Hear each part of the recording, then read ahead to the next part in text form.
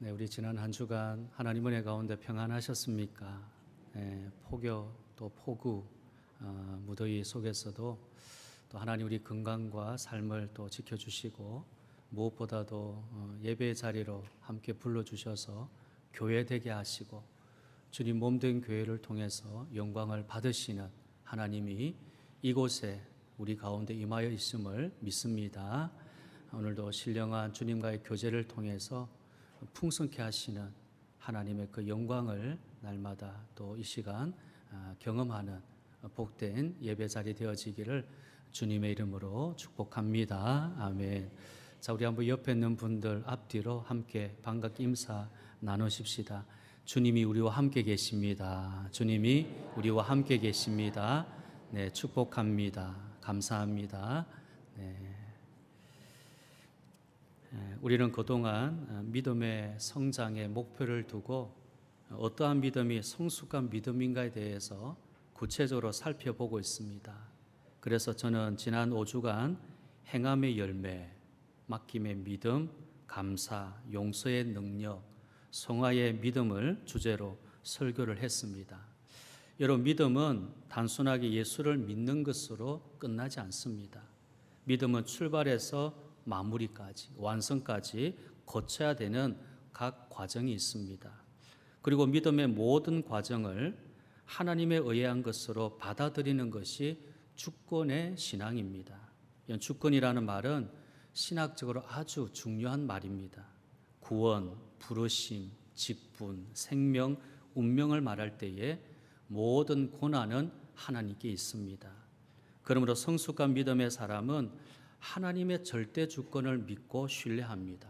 달리 말하면 주권적 믿음으로서 하나님께 중심 이동, 우리의 중심이 이동하는, 그래서 온전하게 이루는 것을 말하는 것입니다. 무엇이든지 중심 이동이 필요합니다. 중심 이동이 제대로 옮겨지지 않으면 힘이 한 곳에서 발휘하는, 폭발하는 에너지를 발생할 수가 없다는 것입니다.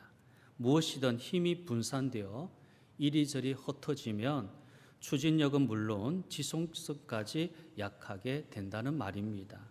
믿음도 같은 원리지요. 예수님보다 먼저 보냄받은 사람이 세례 요한입니다. 그는 자신에 대해서 이렇게 고백을 했습니다.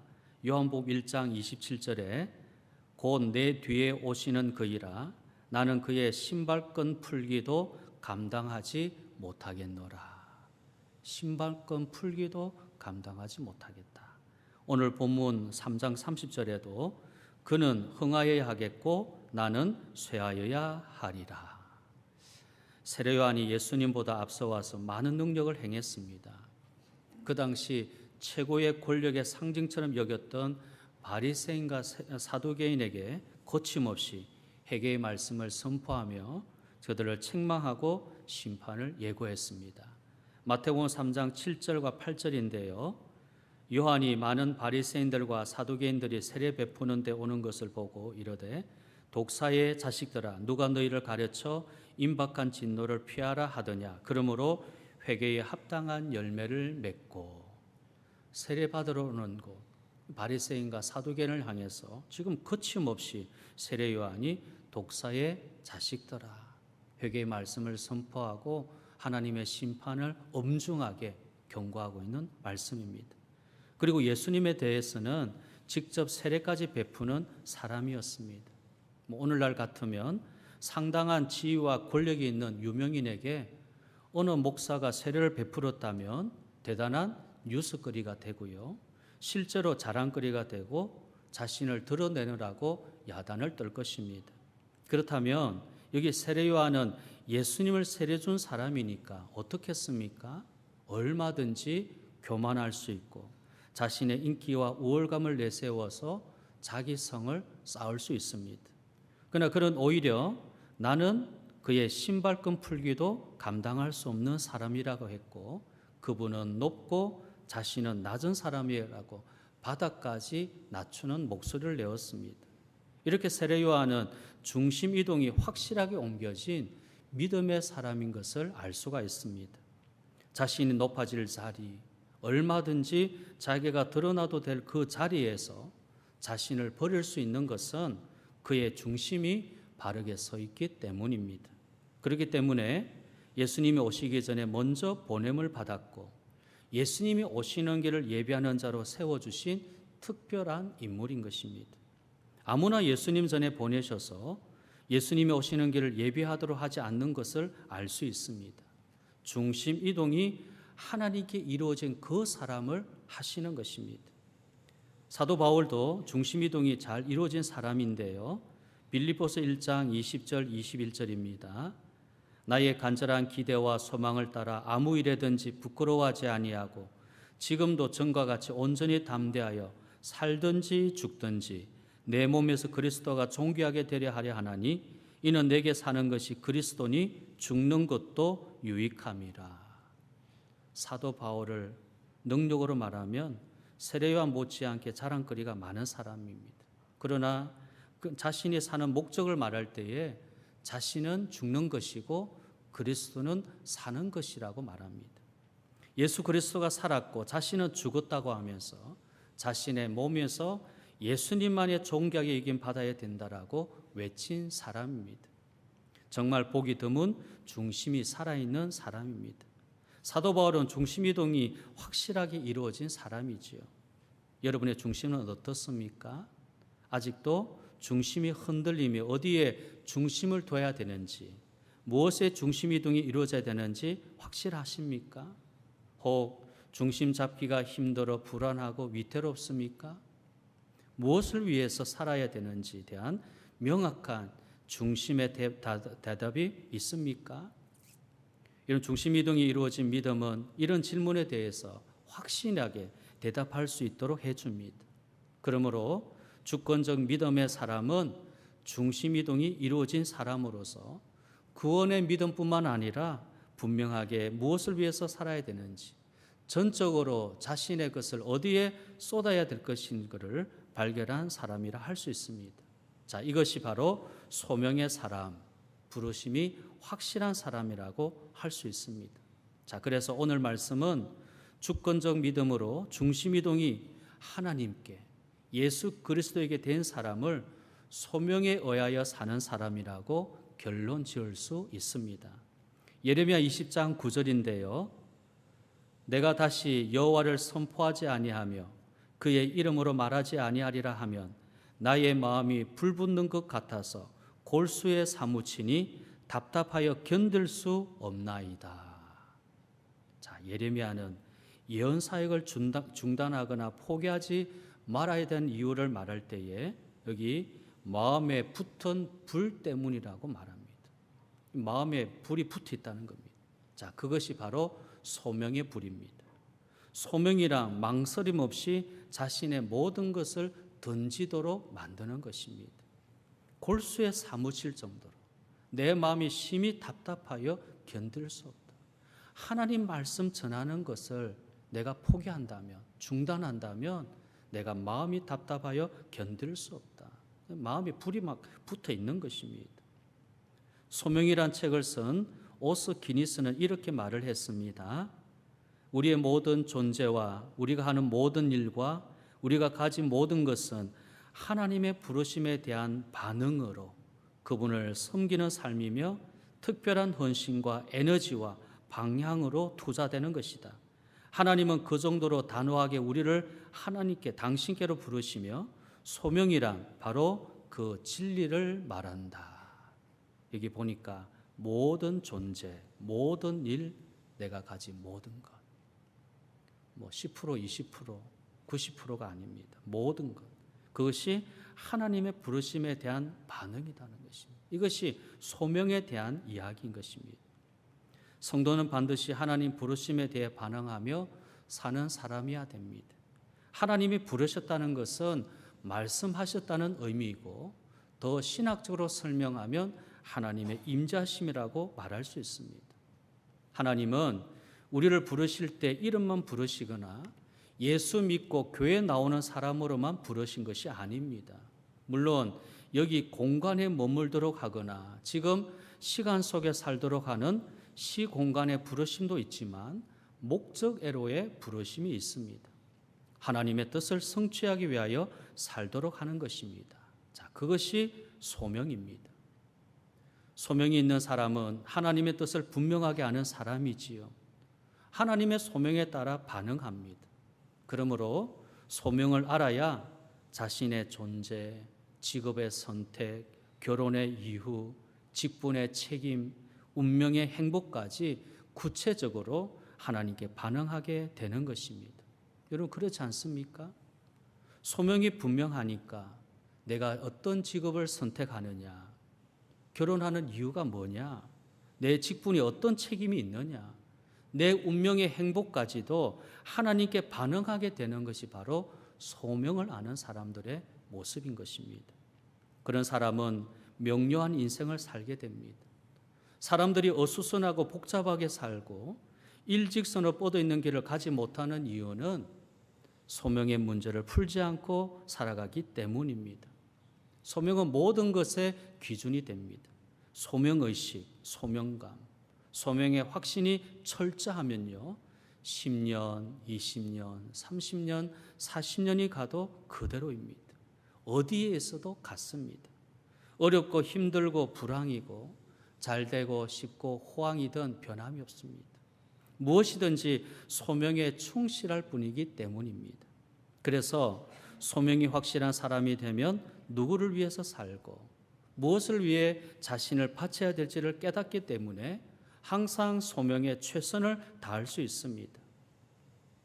이런 주권적 믿음을 마무리하는 시간, 우리가 정리해야 될 말씀이 여기에 있습니다. 여러분은 누구를 위해서, 무엇을 위해서 달려오셨습니까?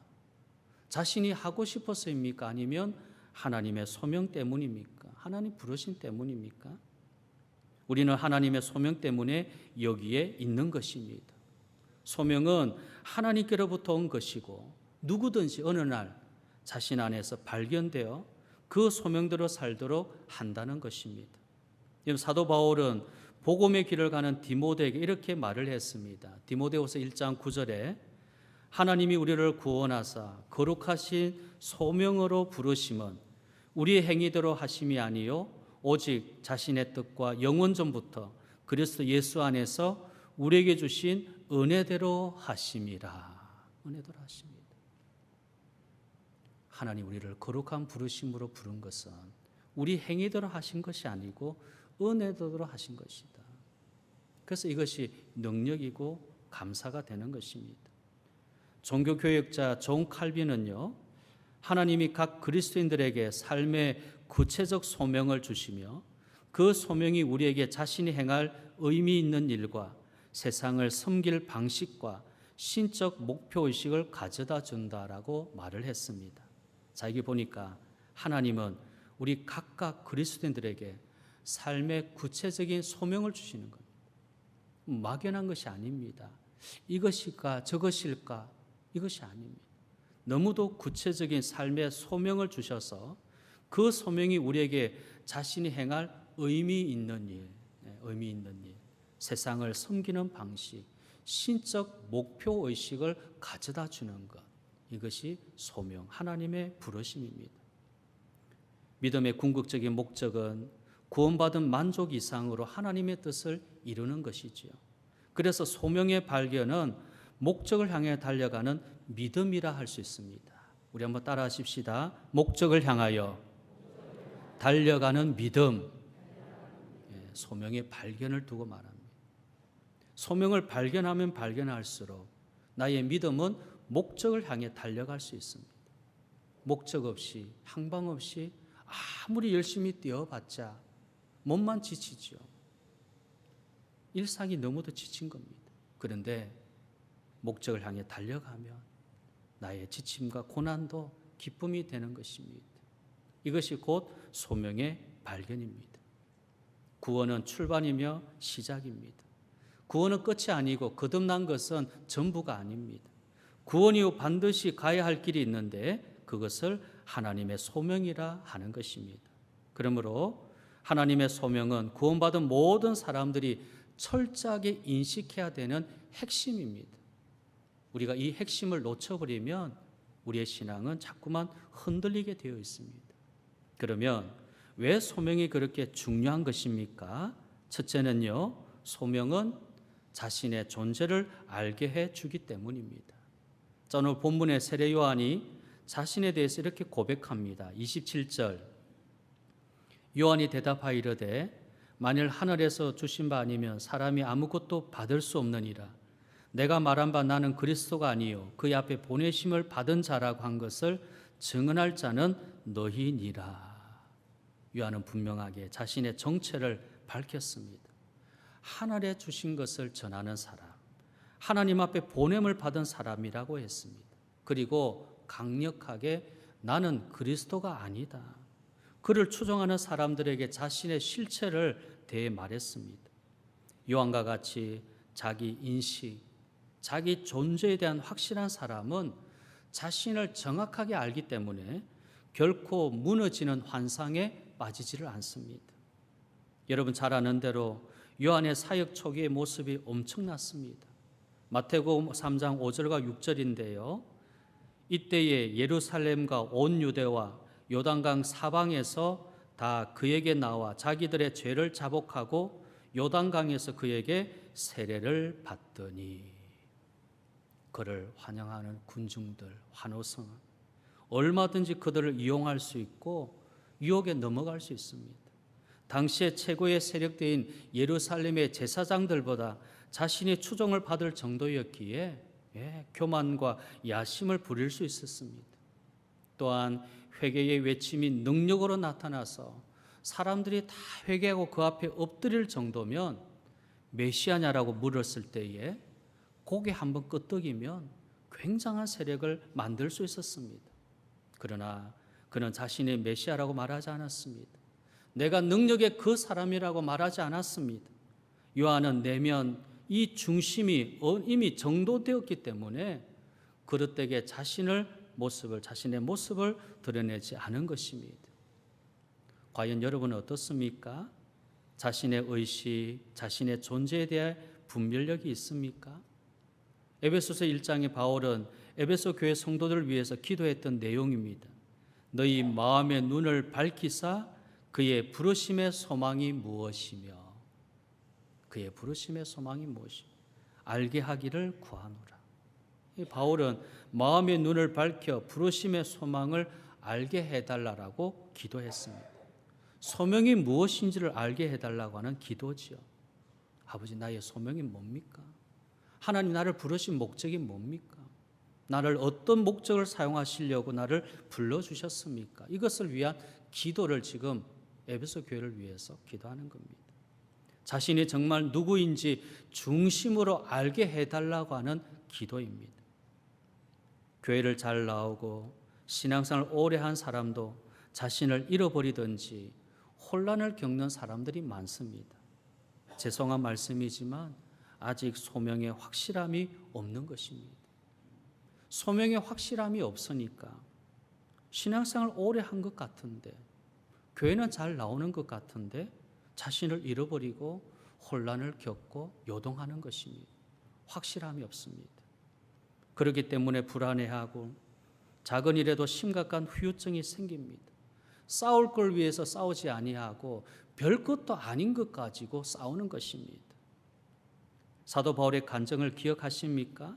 디모데전서 1장 13절에 내가 전에는 비방자요 박해자요 포행자였으나 갈라디아서 2장 20절 내가 그리스도와 함께 십자가에 못 박혔나니 그런즉 이제는 내가 사는 것이 아니요 전에는 그러나 이제는. 바울은 과거의 자신과 오늘의 자신이 얼마나 달라졌는가를 보이면서 무엇을 위해 살았는지를 분명하고 알고 있었습니다. 전에는 소명을 모르는 사람, 이제는 소명에 충실한 자로 살아가는 것입니다. 여러분 자신을 잃으면 말씀도 성령도 믿음도 잃게 되어집니다. 하나님의 부르심, 하나님의 소명을 알지 못하면 내 자신이 누구인지를 모른다는 겁니다. 내 자신이 누구인지를 모르면 말씀도 성령도 믿음도 잃어버리는 겁니다. 자신을 찾으셔야 됩니다.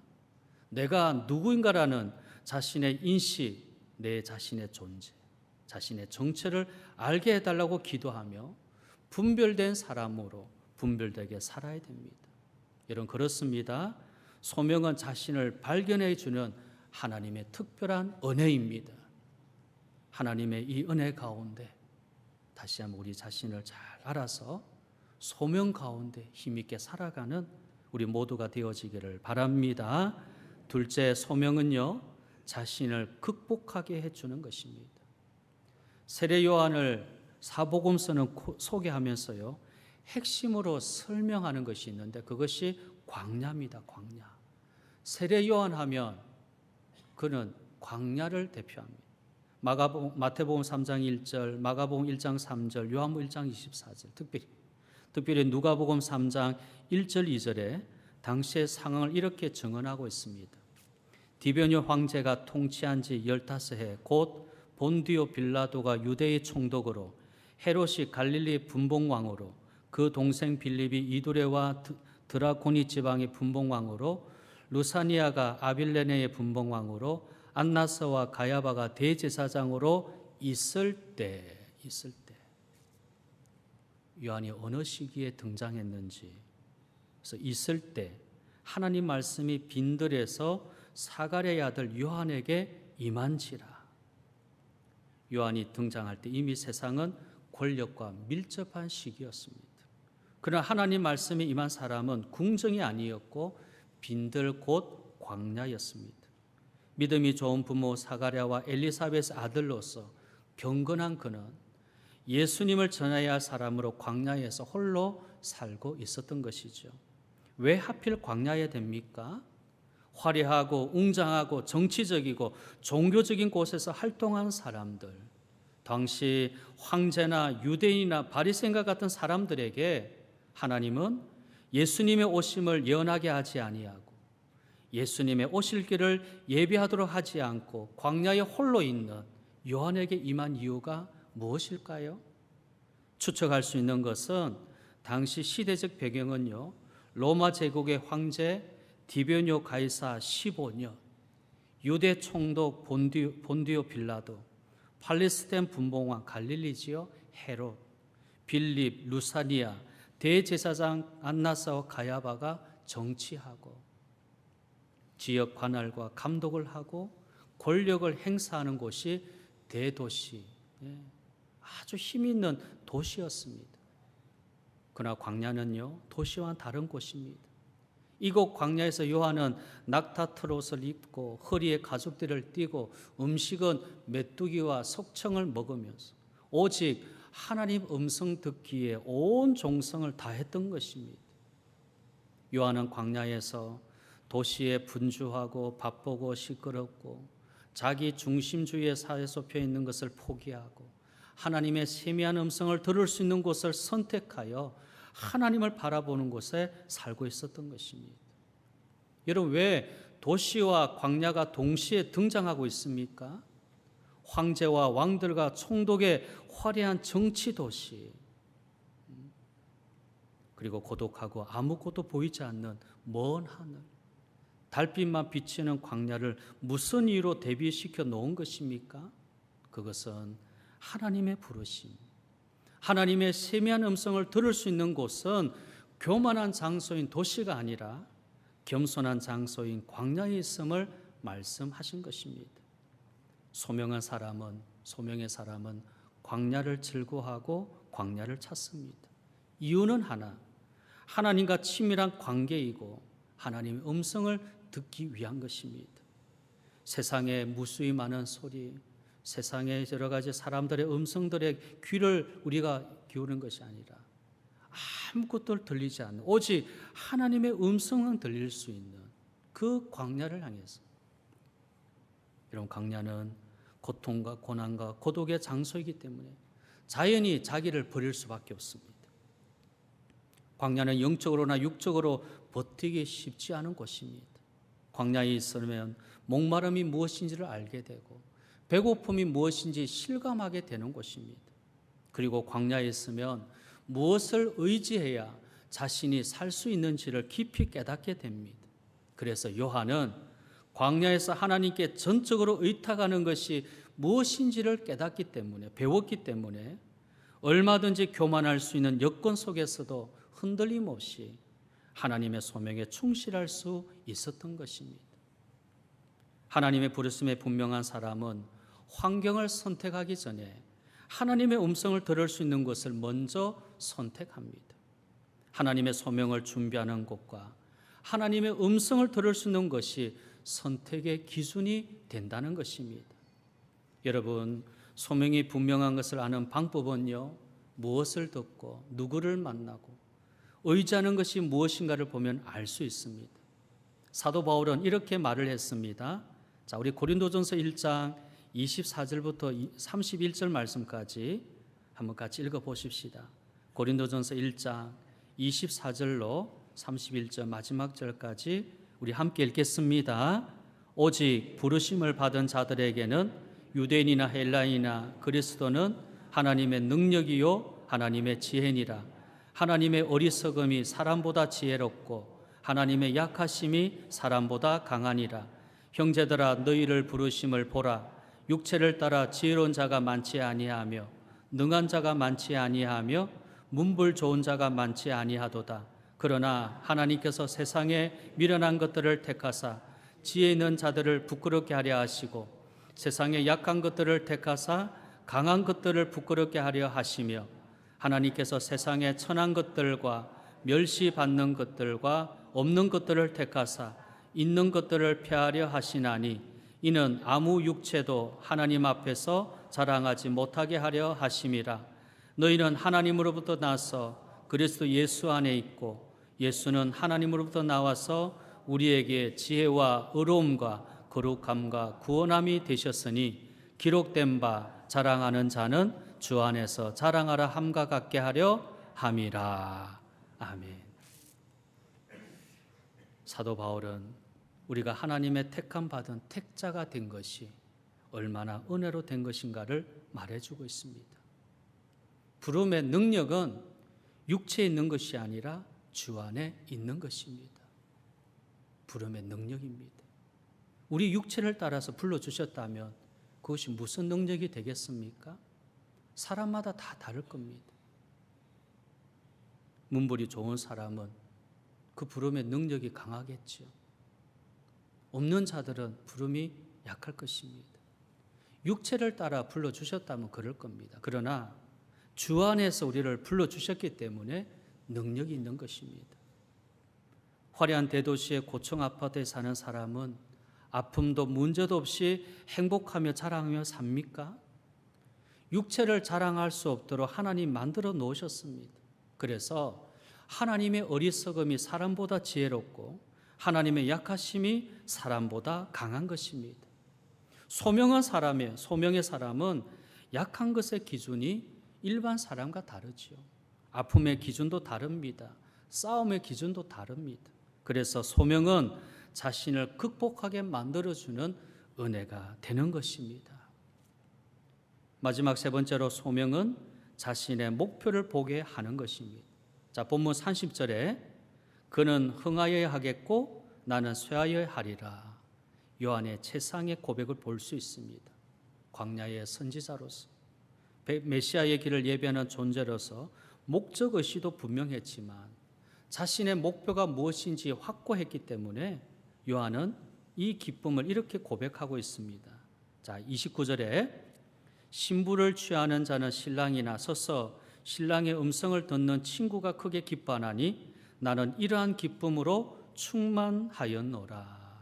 자, 요한은 신랑이 취하는 자, 신부를 취하는데 자신은 그 신랑의 친구라고 이야기하고 있습니다. 그리고 바로 신랑의 친구가 된 것이 기쁘다는 것입니다. 요한은 지금 질문자들에게 신랑의 친구가 된 것이 기쁘다라고 대답을 하고 있습니다. 그 당시 신랑의 친구라는 것은 신랑의 들러리죠. 요한은 자신이 신랑의 들러리 역할을 하게 된 것이 기쁘다는 것입니다. 보통 사람은 자신이 주인공이 되어야 좋고 기쁘지 들러리가 된다 그러면 뭔가 꺼림칙하고 또한 수치라고 생각합니다.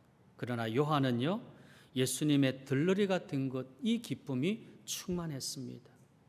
또한 요한은 예수 그리스도는 크고 흥하고 자신은 낮고 쇠함이라고 말했는데 이것이 무엇을 의미합니까? 예수님은 흥하여 되고 나는 쇠하여 되리라.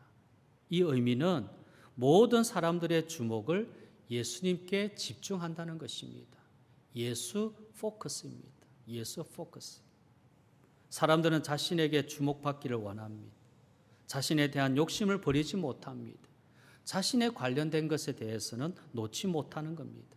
그래서 예수님이 제자들에게 부탁한 것 중에 가장 제자들이 실천하기 어려웠던 것이 기도나 전도나 병 고치는 것이 아니라 자기 자신을 버리지 못하는 것이었습니다. 그래서 예수님은 마지막까지 강조한 것이 이것이지요. 마태복음 16장 24절에 이에 예수께서 제자들에게 이르시되 누구든지 나를 따라오려거든 자기를 부인하고.